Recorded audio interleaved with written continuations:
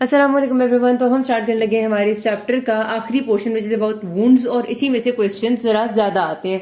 इसमें से जो टॉपिक्स आपको मैं बताती चाहती हूँ कि कौन से एमसीक्यू के हिसाब से आते हैं और किसमें से एससीक्यूज आते हैं, है बहुत ही आसान, सारी ऐसे बच्चों वाली बातें हैं, मतलब वो बातें जो आप शायद हजारों दफा या उससे भी ज्यादा दफा पढ़ चुके हैं, इसीलिए हम रिविजन के तौर पर तेजी से गुजारेंगे। ठीक है, अब वुंड की अगर डेफिनेशन की बात की जाए, ये मतलब इतनी बेसिक सी बात है कि जाहिर है करने वाली तो नहीं है, but still because it is part of syllabus. तो any break in the continuity of skin, mucus membrane और एनी टिश्यू। ठीक है, जाहिर सी बात है वुंड क्या होता है, जख्म होता है। जख्म का मतलब यह है कि जब भी एक नॉर्मल टिश्यू में कोई ब्रेक आ जाए, वो नॉर्मल टिश्यू आपका स्किन भी हो सकती है, कोई भी एपिथेलियल सरफेस हो सकती है, कोई भी बॉडी का टिश्यू हो सकता है, और उसकी कॉज कोई भी हो सकती है। Cause can be physical, cause can be mechanical, cause can be any biological agent. Biological agent में आपके बैक्टीरिया, वायरसेस वगैरह सब कुछ आ जाते हैं, मतलब जो भी होता है वो वुंड में आ जाएगा। ठीक है, अच्छा, वुंड्स को क्लासिफाई किया जाता है डिफरेंट बेसिस पे। By the nature of wound, जो नॉर्मल सबसे एक पुरानी क्लासिफिकेशन होती है वो सिंपल टाइडी और अनटाइडी है। ये आपसे कोई इतना पूछता नहीं है, वैसे ही मैंने बस जिक्र करना था तो बीच में आगे बात कि जो वुंड्स आपको क्लीन शार्प एजेस के होते हैं, जिनमें शार्प जो जैसे आपके जो सर्जिकल वुंड्स होते हैं या फिर जो आपको छुरी से या चाकू से लगते हैं, जिनके एजेस बिल्कुल क्लीन और शार्प होते हैं, वो टाइडी होते हैं,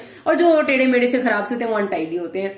कॉज के हिसाब से देखा जाए तो जो कुछ होते हैं जिनको सर्जिकल कहते हैं हम, ठीक है, कुछ होते हैं जो ट्रॉमा से बनते हैं, और कुछ होते हैं बर्न्स की वजह से, और भी कॉजेज हैं। ये ब्रॉड सी क्लासिफिकेशन है। लेंथ ऑफ टाइम के हिसाब से ये आपका एमसीक्यू में आता है 6 वीक्स। जो आपका टाइम है ना वो आपने याद रखना है। 6 वीक्स से कम एक्यूट है और 6 वीक से ज्यादा क्रॉनिक है। ये जो एक्यूट और क्रॉनिक की बात है ना, ये किसी एक जगह पर 100% फॉलो नहीं होती। मतलब कहीं पर आप देखेंगे कि 3 मंथ्स का टाइम हमने रखा हुआ है कि 3 मंथ से कम है तो एक्यूट है, 3 मंथ से ज्यादा तो क्रॉनिक है।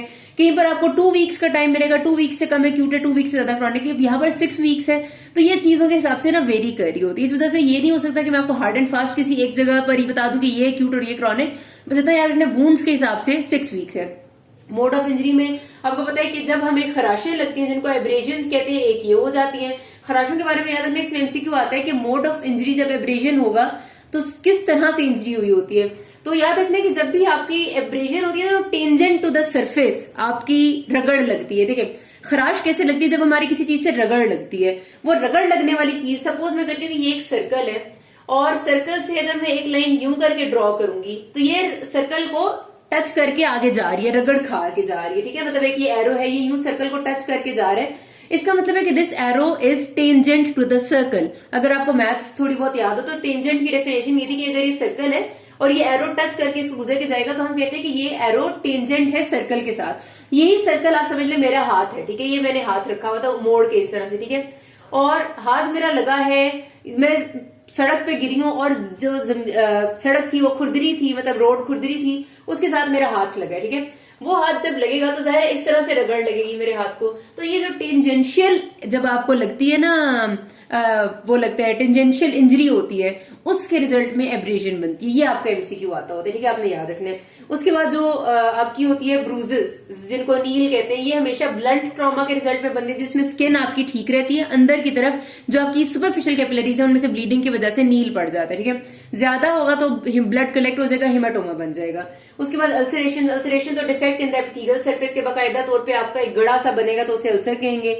लेसरेशन जो है ना, ब्लंट फोर्सेस की वजह से अगर आपकी स्किन भी ब्रीच कर जाती है, मतलब ब्लंट इंजरी हुई और स्किन भी टूट गई इतनी कि वो रफ सी कट हुई है, क्लीन बिल्कुल भी नहीं है, वो आपकी लेसरेशन होती है। जो आपकी बनती है ना रफ से जो इंजरीज होती है किसी भी रोड ट्रैफिक एक्सीडेंट, वो लेसरेशन होती है।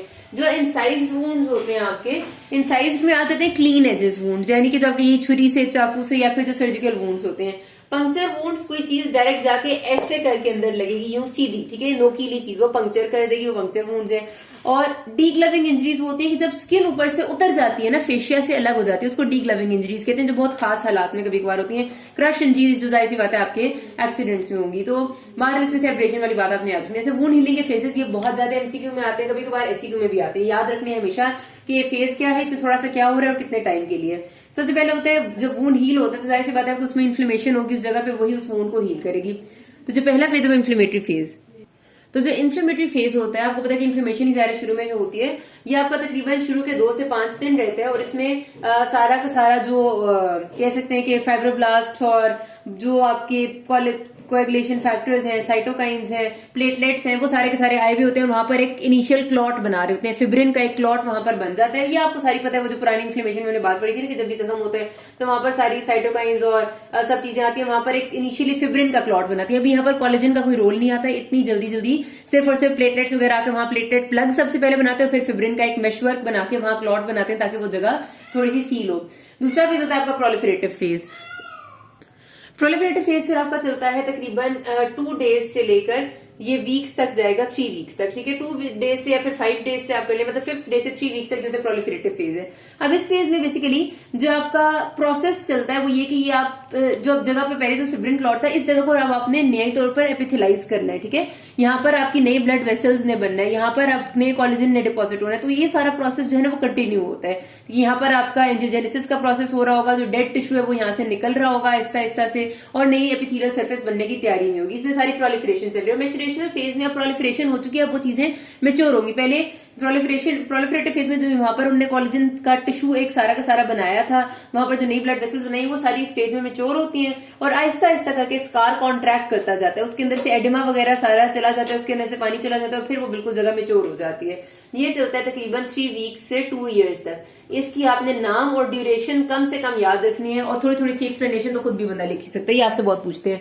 फिर टाइप्स ऑफ वुंड हीलिंग, ये तो इतना ज्यादा आता है, हर एससीक्यू में एक पार्ट आपका होता है टाइप ऑफ वुंड हीलिंग, पक्का याद रखना है। हीलिंग बाय प्राइमरी इंटेंशन, जब आप एक वुंड के दोनों एजेस को उसी वक्त क्लोज कर देते हैं और वो अच्छे से एक नीट सा स्कार जो है वो ठीक हो जाता है, उसको हीलिंग बाय प्राइमरी इंटेंशन कहते हैं। सपोज आपने सर्जरी की थी, सर्जरी का जो वुंड आपका बना था उसको आपने एंड में सूचर कर दिया, this is healing by primary intention. एक बंदा आपके पास आया, उसको कहती है, एक फीमेल आई है, कह रही है मुझे छुरी से कट लग गया, उसका बहुत बड़ा सा कट है लेकिन आपने उसको सूचर कर दिया, वो होती है हीलिंग बाय प्राइमरी इंटेंशन। उसी वक्त सूचर कर देना। क्लीन और टाइडी वुंड्स को हीलिंग बाय प्राइमरी इंटेंशन ही दी जाती है, ठीक है। हीलिंग में सेकेंडरी इंटेंशन का मतलब है जब आप वुंड को साफ सुथरा करके धो के उसके अंदर से सारा गंदा टिश्यू रिमूव करके उसे खुला छोड़ देते हैं कि खुद ब खुद ग्रेनुलेशन टिश्यू से एक क्लोज होगा, वो हील बाय सेकेंडरी इंटेंशन होता है। वो हम तब करते हैं जब हमारे पास या तो जगह ऐसी हो कि पॉसिबल ना हो कि उसको क्लोज किया जा सके। जैसे अगर कई बार आपने देखा होगा लोगों को एब्सेस बनी हुई होती है, वो एब्सेस ना काफी बड़ी सी होती है। जब आप उस एब्सेस सारी को निकालते हैं ना, सुपरफिशियल एब्सेस, स्किन पे जो एब्सेस बनती है ना उसकी बात करी हूँ। स्किन पे जब एब्सेस बनती है और एब्सेस को निकालो तो इतना सा ना गढ़ा सा रह जाता है स्किन में, ठीक है, मतलब वो इतना बड़ा सुराख होता है, उसको आप इस तरह से क्लोज करना भी मुश्किल होता है। तो अगर वो किसी ऐसी जगह पर नहीं है जहां पर हमें प्रॉब्लम हो, हमें फ्लैप या ग्राफ्ट की जरूरत पड़े, तो फिर हम क्या करते हैं, हम उसे सिर्फ खुला छोड़ते हैं और ऊपर सिर्फ उसके पैड एंड बैंडेज करते रहते हैं over a time. Aahista Aahista granulation tissue deposit होता है, फिर वही बात है, वो सारा फेज आता है, कोलेजन डिपॉजिट होगा, फिर स्कार कॉन्ट्रैक्ट करेगा, फिर वो आखिरकार बंद हो जाता है। This is healing by secondary intention. फिर हीलिंग बाय टर्शियरी इंटेंशन, ये वो होता है कि उस वक्त के लिए आपने वुंड को खुला छोड़ना है और 10-15 दिन बाद आपने उसको बंद कर देना है। ये तब करते हैं जब वुंड बहुत ज्यादा कंटेमिनेटेड होते हैं ऐसे छोटा सा वुंड ही है लेकिन या तो बहुत गंदी मिट्टी या गोबर वगैरह या जानवरों के किसी ने बाइट किया था, इस किस्म के वुंड जो ग्रॉसली कंटेमिनेटेड होते हैं जिनमें इन्फेक्शन का चांस बहुत ज्यादा होता है, उनको हमने 10 दिन के लिए खुला छोड़ना होता है और फिर उसको डिलेड क्लोजर करते हैं, ठीक है, उसके कहते हैं हीलिंग बाय सेकेंडरी इंटेंशन। ये एग्जांपल्स के साथ आपने याद रखनी है बात। फिर फैक्टर्स जो इनहिबिट करते हैं वुंड हीलिंग को, डिडेंट हील का ये निमोनिक आपकी डोगर में लिखा हुआ, ये ज्यादा अच्छा है याद रखना। कोई भी और तरीके से लिखेंगे तब भी याद ही रखना, ये अच्छा तरीका है। इसमें फैक्टर्स आ जाते हैं, सबसे पहले है डायबिटीज, ठीक है। डायबिटीज तो वैसे ही आपने सुना होगा कि जिनको शुगर होती है उनके जख्म देर से ठीक होते हैं।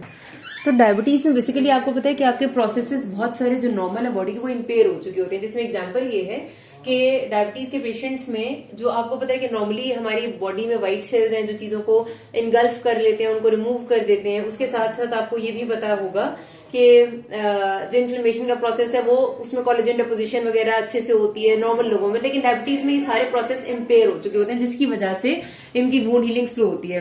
अच्छा, the second thing is infection. Infection जब भी होता है तो जाहिर है ये इसमें कोई बताने वाली बात तो है नहीं कि जो आपका इन्फेक्टिव एजेंट है वो आपके नॉर्मल हीलिंग प्रोसेस को स्लो करेगा, टॉक्सिन रिलीज करेगा एंड वगैरह वगैरह। जाहिर सी बात है वुंड जल्दी तो हील नहीं हो सकता, जब इन्फेक्शन होता है तो जाहिर है उसमें प्रॉब्लम ज्यादा हो जाती है।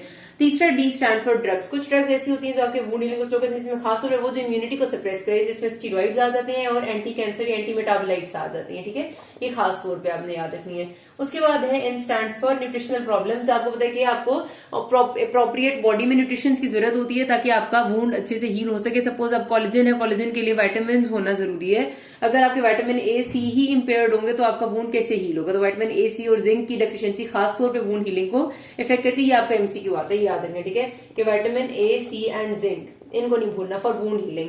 Then T stands for tissue necrosis. Tissue necrosis का मतलब है कि टिश्यू का डेड हो जाना, विच हैपेंस, ऐसे ही नहीं हो जाता अगर आपका कोई उस जगह पर इस्कीमिया है, ब्लड सप्लाई नहीं है। तो जब किसी टिश्यू में इस्कीमिया होता है तो रिजल्टेंटली जाहिर सी बात है कि वहां पर ब्लड सप्लाई कम होगी, तो उसमें हील होते हुए जाहिर सी बात है टाइम ज्यादा लगेगा। तो ये एक नेचुरल सी बात है। देन टिश्यू नेक्रोसिस उसकी वजह से हो सकता है, ठीक है, या तो लोकल इस्कीमिया होगा उस टिश्यू का, या सिस्टेमिक इस्कीमिया हो सकता है, ओवरऑल बॉडी में हाइपोवोलीमिक स्टेट हो सकती है। जिससे आपने ये बात यहाँ पर बहुत इंपॉर्टेंट याद रखनी है कि आपके पास एमसीक्यू आता होता है जो फेशियल या नेक के एरियाज के वुंड होते हैं वो बहुत जल्दी हील हो जाते हैं, ठीक है, बहुत गंदा सा जख्म होता है फिर भी ये देखा जाता है कि बहुत जल्दी हील होता है। उसकी रीजन ये कि हमारी फेस एंड नेक का area is well perfused area. उसके बजाय अगर आपकी उंगली के बिल्कुल टिप पे जख्म हो जाता है वो देर थोड़ी सी लगाता है, बिकॉज ये एरियाज वो है जहां पर एंड आर्टरीज होती हैं। तो अगर वहां पर वुंड होगा तो थोड़ी देर लगेगी, या इससे रिलेटेड एक एमसीक्यू आता होता है अक्सर बार। Then H stands for hypoxia. वही बात है कि ऑक्सीजन नहीं मिलेगा टिश्यू को तो उसके वहां पर जो नई चीजें बन रही हैं उनकी जाहिर सी बात है कि जितने मीडिएटर्स हैं उनको एटीपी चाहिए, एटीपी नहीं बनेगी, ऑक्सीजन नहीं होगा, रिजल्टेंटली हर प्रोसेस स्लो हो जाएगा, ठीक है। Then E stands for excessive tension on the wound edges. This is also important. जब भी आपने वुंड क्लोजर भी करना होता है तो आप कहते हैं कि ऐसा ना हो कि जरूरत से ज्यादा खिंचाव पड़ जाए, क्योंकि जब ज्यादा टेंशन होती है उसके रिजल्ट में वहां पर इस्कीमिया हो जाता है, वहां पर वेसल्स कंप्रेस हो जाती है ना, और फिर आहिस्ता आहिस्ता नेक्रोसिस शुरू हो जाता है। तो इसलिए आपने टेंशन नहीं देनी होती। ए है अनदर वुंड। अगर वुंड के करीब एक और वुंड हो तो दोनों वुंड्स में कंपटीशन वाली बात हो जाती है कि दोनों ही ब्लड सप्लाई ज्यादा लेना चाह रहे होते हैं, दोनों ही में इन्फ्लेमेशन चल रही होती है, तब आपकी वुंड प्रोसेस हीलिंग का स्लो हो जाता है। Then and is low temperature. जितना टेम्परेचर कम होता है आपकी जैसे डिस्टल एस्पेक्ट्स में कम होता है उतनी ही वुंड हीलिंग स्लो होती है। कोर बॉडी टेम्परेचर पे बेस्ट वुंड हीलिंग होती है। इसलिए चीजों को ये कहते हैं कि जितना बेहतर आप रखेंगे, गर्म रखेंगे, उतना जल्दी ठीक होता है। तो low temperature is an adverse effect. तो ये आप अगर इस हिसाब से याद रखते हैं निमोनिक के साथ तो याद रखना आसान है। देखेंगे आप बेले वगैरह में लिखा हुआ है उसमें उन्होंने इस तरह से क्लासिफाई किया हुआ है कि वो मेटाबॉलिक प्रॉब्लम्स कौन सी हैं, फिर वो देख देते हैं कि लोकल प्रॉब्लम्स कौन सी हैं, उसमें भी बातें यही आती हैं, सिर्फ ये कि इस तरह याद रखना आसान है। तो यहाँ पर बात खत्म करते हैं, बाकी वुंड से रिलेटेड अगले पार्ट में कहते हैं किसी कोई मसला है कि नाज़मीन। Thank you.